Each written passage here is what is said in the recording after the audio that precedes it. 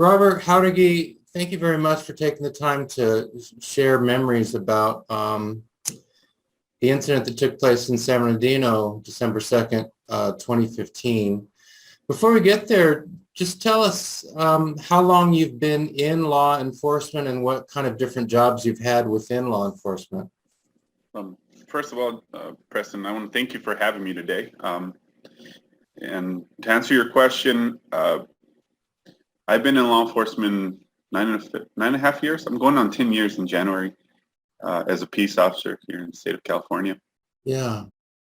And what sort of different positions have you had as a law enforcement officer? Well, I've worked in various capacities in the field of law enforcement. I started my career out as a police explorer, moved up to police cadet. My first actual sworn peace officer position was as a probation officer with San Bernardino County. I worked San Bernardino County probation as a probation officer. Shortly after that, I went to the San Bernardino City Unified School District Police Department, San Bernardino School Police for short. Yeah. And I was a police officer there.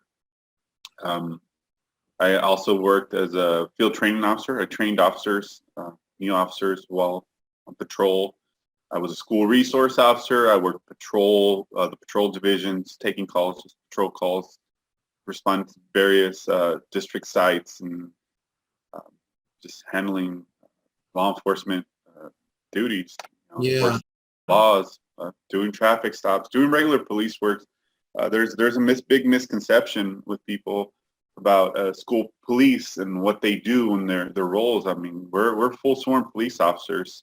I'm no longer there, but when I was, and to the officers that are still there, you're full sworn. You go through the same academy as any other city police officer, sheriff's deputy. The only difference is that you get paid by the district, one, and two, your main duties are kind of to the district, to the schools, to protect the kids. But like I said, you're a police officer and you can enforce the laws. You can be on the freeway and pull a traffic stop, or stop someone who's walking or riding a bike or whatever, enforce any kind of California penal code, vehicle code, and so forth. Is that the position you had in December 2015 as a school officer? Yes, I was a school police officer and I was a field training officer. I actually had a trainee with me that day. So I was I had a trainee. I was playing the FTO, field training officer role. Did the trainee stay with you through the day? Oh yeah, he was with me. So I'll go a little bit into what transpired that day. We'll talk about it. We were out in patrol, doing our normal patrol duties, responding to calls. I think we were working at the time 6 a.m. to 6 p.m. So it was fairly early in the morning. It was, I think we got a call at about 8:30-ish or so at one of the continuation schools in San Bernardino. We got a call of a subject trespassing on the property. So we get there. I had my trainee, and we came up. We had a guy sleeping on a bench next to a portable. I think he had urinated, defecated around there, and he's obviously trespassing because it's school district property. So we arrested the guy, threw him in the police car in the back seat, and we were not far from the CDC, the Central Detention Center jail. So we go on down to go book this guy for trespassing, the meth pipe, and I think he might have been drunk or under the influence or something along those lines. I don't recall exactly, but we go down, we go book this guy. It was a Hispanic male, maybe early 20s. We book him, and the way you go into Central Detention Center back then, you pull up in your police car, they open the gate for you, you let them know who you are, come in, and you put your weapons in your car, you secure them. And we finished booking, we went out to the car, and I'm getting my weapons and getting ready again for patrol, and I can hear the call go out on the radio, because we would scan San Bernardino PD, we would scan San Bernardino sheriffs. Like I said, just because we're school cops, we're still scanning and assisting our surrounding agencies, because we were in the cities, and a lot of times we would call, they call it jumping calls. We would go to their calls and help out, or if we're around the corner, we'll handle them, so on. So I heard Lieutenant Madden at the time go on the radio and says, "Hey, I need additional officers for an entry team. We have an active shooter." I remember the radio traffic. I remember it vividly. I was like, "Oh shit!" I'm sorry, I don't know if I can cuss. I said, "Oh shit, okay, this sounds pretty serious. So I can hear sirens going on, and we're in the parking lot of CDC, of the county jail, which is there on 3rd and Waterman. And I told my trainee, let's go. So we just threw our gear on, we went out the door, and I didn't know where we were going. I had no idea what was going on. I know there's a possible active shooter happening right now, and I know we're nearby because I can hear units, and I can hear people miking up keying up on the radio and say, hey, en route from 3rd and Waterman. I'm like, oh, I thought they said 3rd and Waterman. We're right there. I was like, oh shit, we're around the corner. So anyway, I started seeing units fly down southbound on Waterman, and I'd tell my trainee, let's go, just follow them. So we followed them, and as time allotted, we were listening to the radio, and things were just coming out, and we're putting the pieces together that it was at the Inland Regional Center. And I'm familiar with the Inland Regional Center because I am familiar with the clientele. I have a sister that's a client of the Regional Center, so I know what they're about. So I'm like, why would something happen there? So anyhow, we start heading down there, and we get there, and we're one of the first units there. So I'm not. I didn't have any permission or authorization from my departments, but I told I was his supervisor. Said, let's go. We're going. So we go lights and sirens, call it code 3. We get there. It was still kind of an unknown. We weren't going to go pull up to the front because we didn't want to get ambushed. We didn't know the circumstances. And at the time we get there, and I start seeing some familiar faces, some of the supervisors from probation that I recognize, and I'm like, okay, I'm starting to feel better because I know some people that are here. So I say, hey, what do we do? I mean, I'm kind of going up to someone who's got some rank and some authority. I'm like, hey, where do you want us? Where do you need us? He goes, hey, just post up right here with me. We're going to shut this down.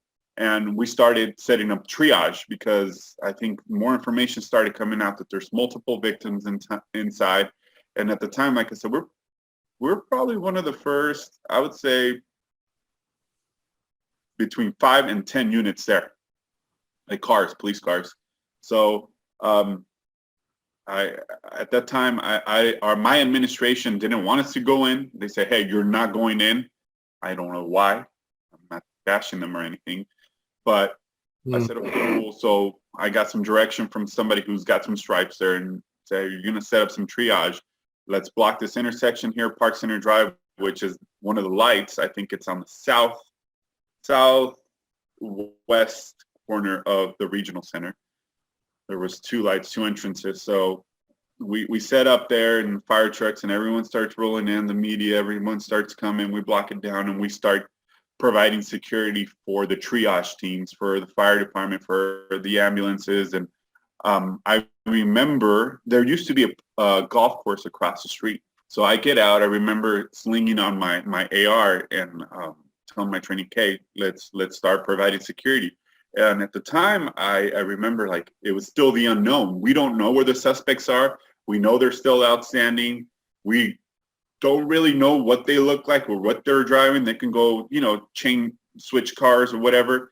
So we were like, okay, I mean, this is it. Like, we've trained for this. And I had just gone to an active shooter training not long prior to that through Riverside Sheriffs. As school resource officers, they send us to continuous training. Yeah. And they're usually supposed to send you one time to this 2-day active shooter training. Yeah. I went through it twice. This was my second go around because I was an SRO. I think the first time I went through probation, when I was a probation officer with San Bernardino County a few years back, and then I went again because I was an SRO now and I had this training. And like I said, everything just kind of clicked. It was just natural. Like, I knew what to do. My trainee knew what to do. It's like we had been practicing forever.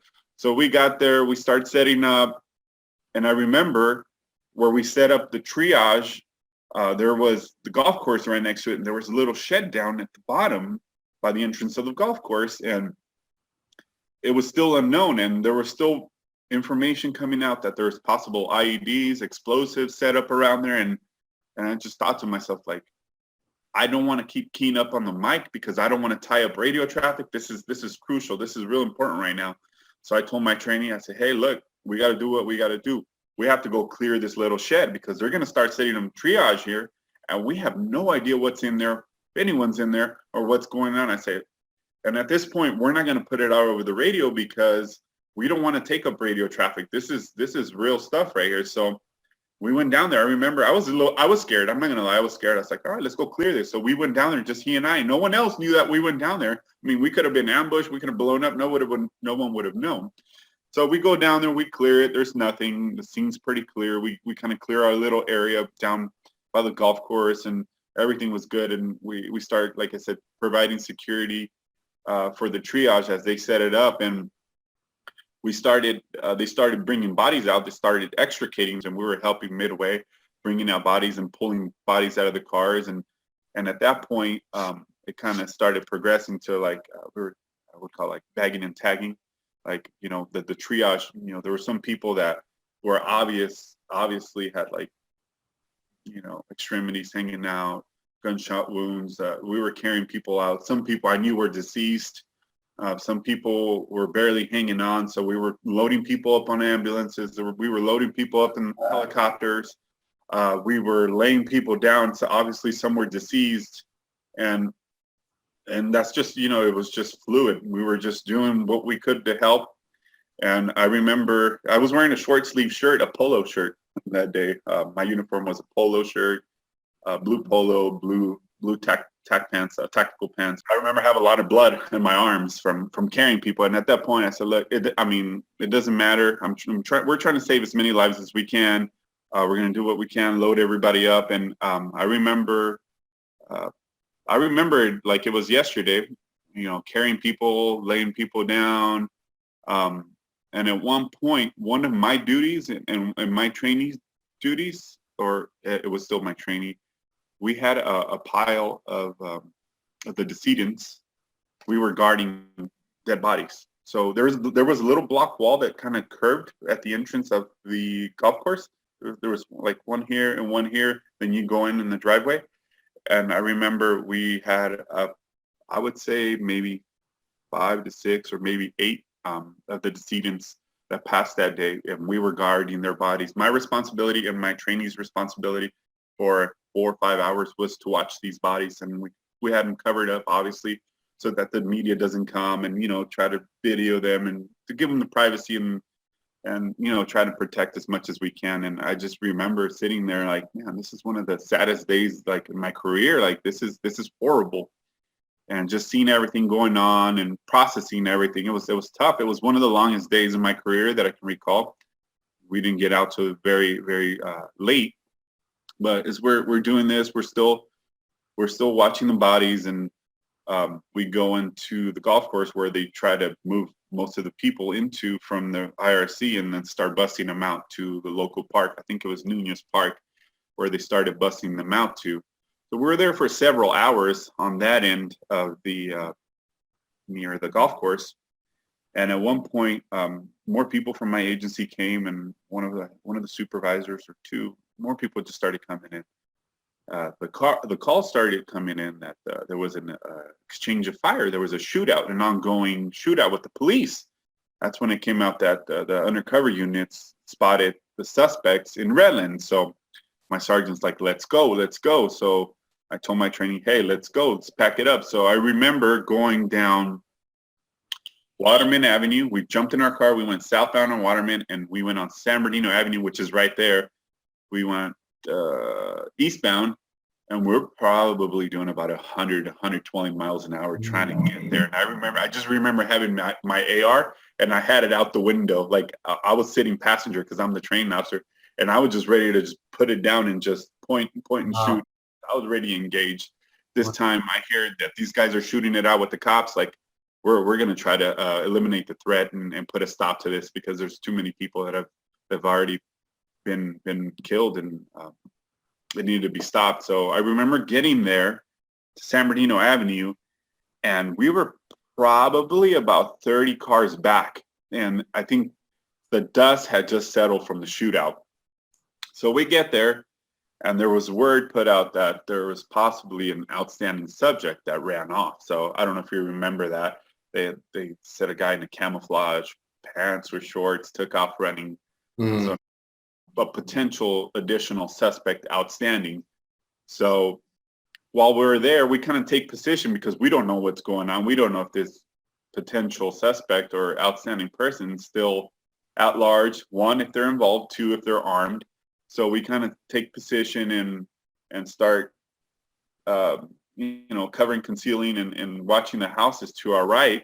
And at that time, I remember this vividly too. I remember looking over to my left and down. There was a pipe bomb on the ground right a couple feet away from me, an unlit pipe bomb. So as they were shooting it out with the cops, they were throwing pipe bombs out the window at the car. So I see this pipe bomb on the ground on San Bernardino Avenue. And I was like, oh shit, I got to tell somebody. Like, I know I got to create some distance between myself and this pipe bomb because I don't know if it's still active or if it's remote control, if it's going to go off or what. So I see another guy who looked like he had some rank. I think he was like a DA investigator or something. So I said, hey, sir, you might want to check that out, or you might want to be careful because that looks pretty real. He goes, oh shit, yeah, it's a pipe bomb. So anyhow, they got one of the SWAT teams or the bomb teams there, and they're like, hey, let's start creating some distance. Let's move away from it. They brought the little robot, scooped it up, and took it away. Wow. From that point on, they give us the responsibility of doing yard to yard clearances. So we're clearing yards throughout Redlands. And I remember just going into people's yards, hopping over gates, clearing sheds, and it was still the unknown. I didn't know if someone was going to come out of a garage, a shed, and just start firing on me. So I remember walking with a couple CHP officers, never met them, but like I said, we were working. It was fluid. Everyone knew what they were doing. We're clearing yards, and we're going into washes and ditches and walking down roads together and going over gates and, getting barked at by dogs. And I remember walking for miles on end until they kind of said, all right, we're gonna call it here. And we went back to our starting point. So we remained there for the remainder of the evening because now it was an active crime scene. At this point, the 2 suspects were down. And we were all part of the package, if you will. So I think we didn't get relief that night until maybe 10, 11 o'clock at night.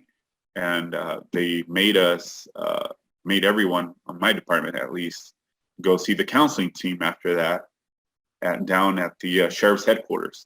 So they said, hey, before you clear tonight, everybody's got to go check in. So we kind of did like a little debrief. It was like a group debrief. We sat with one of the therapists or counselors from the counseling team, and it was like a quick debrief at the end of the night. But after that, it was a wrap.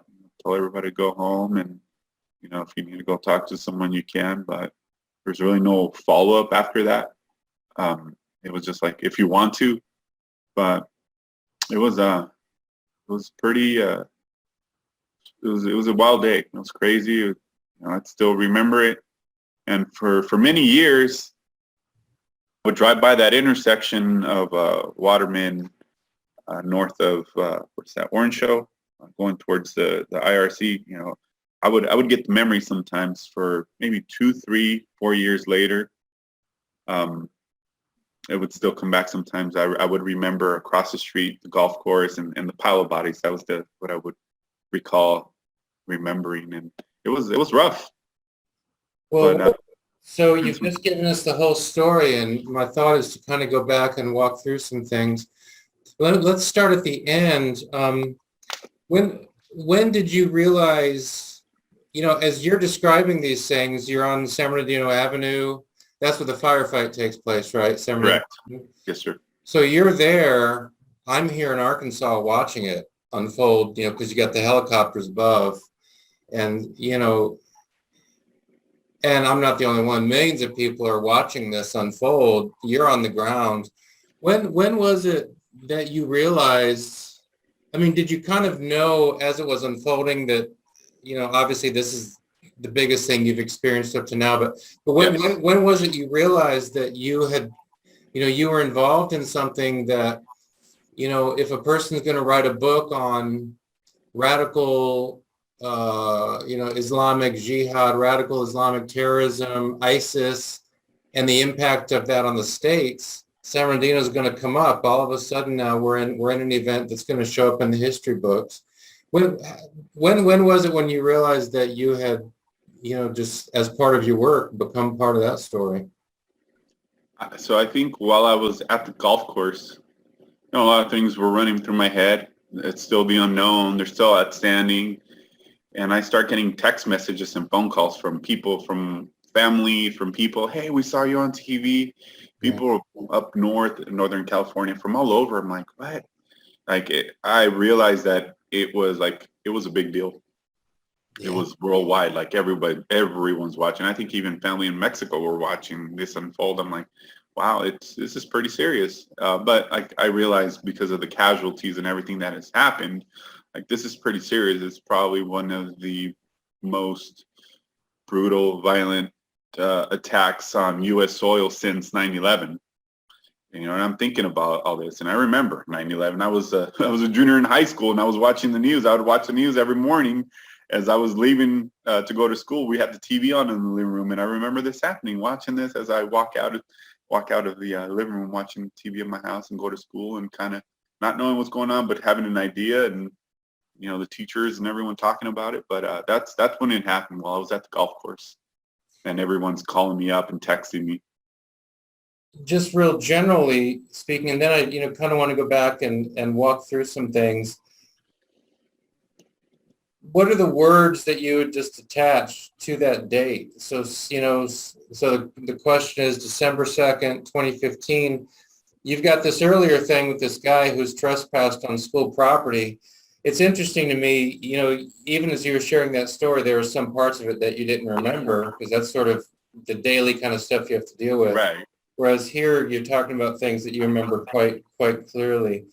But if you could just say, okay, here are like 3 or 4 words that I would use to kind of summarize that day in my mind, either, I don't know, does that question make any sense? I mean, I think you're asking me to what 3 words would I use to describe what transpired that day, or what my memories are of that day? Just whatever comes. Trauma, carnage, and violence would be, I would say, a fair description of what I observed, what I witnessed that day at the IRC. Yeah. December 2nd. Now, you've been a police officer for what, 4 or 5 years before this, right? I was a peace officer, maybe 4, yeah, give or take. So you'd seen some rough stuff, but nothing approaching this. No, never, not to this magnitude. Sure. Let's talk about that radio traffic. So could you tell instantly, just by the tone of voice, just by the way the traffic was coming across, maybe by the volume of traffic? I mean, did you know before you even got there that this was something, unlike anything you dealt with before? Could you pick that up already on the radio? I could. Yeah. It was moving rapidly. It was evolving by the second, and I can hear on Lieutenant Madden's voice, like it was, he was worried, but you can tell from an officer's tone, from their voice, because I've heard them on the radio before, when they have a different pitch, and you become familiar with learning, I guess, verbal or nonverbal, or listening to people. Yeah. Something's if it's escalating, or if you need to get there before it escalates. It's just one of those things that but I can hear from people keying up on the radio, and everyone en route. SWAT's en route. They got 40 King, the helicopter, San Bernardino Sheriff's helicopter, en route. It was evolving rapidly, and I understood the severity of what was transpiring at the time. Yeah. You're going into something that's, like a combat situation. Now I'm guessing, I've asked others who are involved this question. As you're making your way to the IRC, are you just assuming that you're going to be getting into a firefight? I was mentally prepared. I was ready. I had already dismounted the AR, racked it, and I was ready. I was ready for the fight. I was ready to engage. Yeah, you're in the passenger seat. I was a passenger, yes. Yeah, so the question... I was ready to engage. So you're going into something like a combat situation, and the question I ask combat vets is, when you go into that kind of situation, what are you thinking? And the vets usually say you're not thinking anything because your training kind of kicks in and you do what you're supposed to do, but you're not really thinking about it. You're almost like on automatic. The adrenaline kicks in, you go on automatic, and it's not like you're really having thinking big thoughts. Is that how is it for you? Is it kind of like that? Like the adrenaline kicks in, you go on automatic, and That's a very accurate depiction because, like I said, I grabbed my weapon. I've been through this training numerous times, and it's just something we've been training for. One of the things that was said during the previous trainings that I went to for active shooter, it's not if, it's when. And I knew this was the when. We're ready. I'm ready. I'm ready to engage. I'm ready to do what I have to do. And if this is it for me, then this is it for me. This is what I signed up for. Let's go. Let's put a stop to it. Let's go eliminate the threat and make sure that no one else gets hurt. It's you're on autopilot. You're not thinking of anything else. You're not thinking about calling someone and telling them, hey, I love you. If I don't, nope, let's go take care of it. Let's do this. This is business. Let's make it happen. You can't be scared. And even though you are scared, you just don't think about it. You think of what your objective is to eliminate the threat, and that's it. what was the first thing you saw that, I mean, you know that something big is going on, but now you actually see something for the first time where, okay, now you have your own visual evidence that this is a pretty horrible event. When the first wave of bodies that are being pulled out of the buildings, being extricated with large gunshot wounds, extremities hanging, things of that nature. Well, this is pretty serious. So it was surreal. It was surreal to me. At the time, it didn't quite sink in because, like I said, I was, like you mentioned, I was on autopilot. And do what you got to do.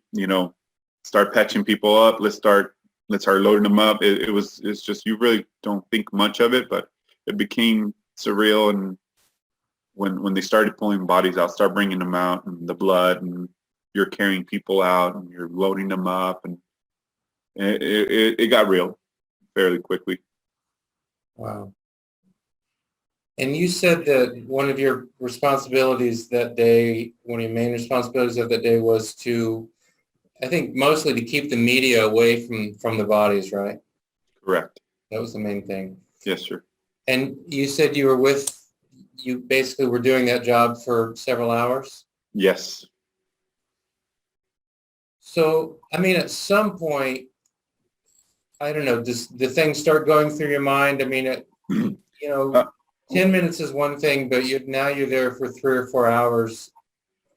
I was a lot was going through my mind. I was thinking, like, it's December 2nd. It's December, number one.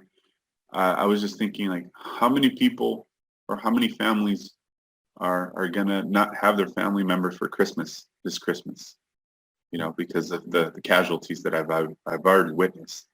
And I felt bad. I felt awful. I said, a lot of people are going to be missing family members this Christmas.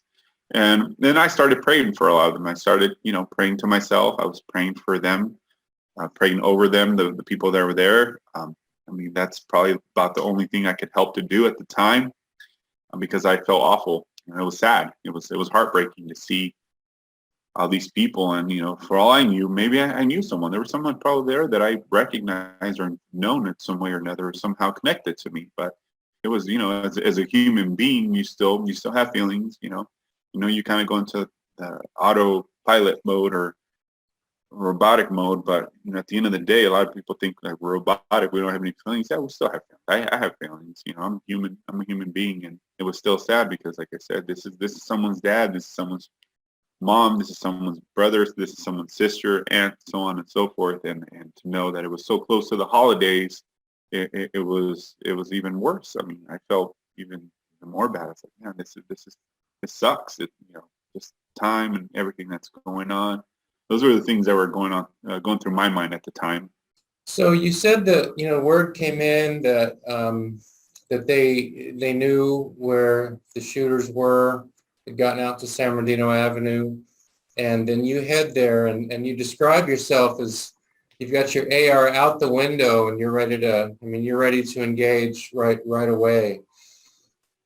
Now, again, I mean, you know, a combat situation in war and what you're doing is very different and very different rules of engagement and all that kind of thing. But what's your state of mind? You know, I've got this image of you with your AR ready to go. And you've said you've got it out your window. Yes, my right hand, because I'm right-handed, and I'm riding passenger in the car, and I remember having it out the window in case we do come across the suspects. Yeah. You know, I'm just point down and shoot. Just start. So again, I understand the rules of engagement are different. War zone and then this, although, I mean, this could feel like a war zone. But what's going through your mind? Is part of what's going through your mind justice for those folks that you just spent several hours watching over? Yes, justice for them, and to put a stop to further threats, because they're out there. Obviously, they engage in a firefight with the cops, with the deputies or the undercovers that were following them, and you know they're willing to take anybody out. So at that point, I want to go home at the end of the day, and I'm gonna have to do. I will do what I need to do to go home at the end of the day. So it was on. You know, I was ready. I was ready for the fight. You went to work at 6 that morning. Yes, What sir. time did you get home? I would say probably got home about midnight or a little later that night. So you walk in the house, put down your stuff, sit down, and then what? Just I think I got home, took a shower, and just wanted to rest. I just wanted to rest. Like it was still surreal. Like this didn't just happen. It didn't hit me until later. Like it hit me, but it didn't. I can't explain that, but No. I just wanted to go home. I wanted to shower because I had blood all over my arms. I wanted to shower and just rest because it was a long day. It was draining.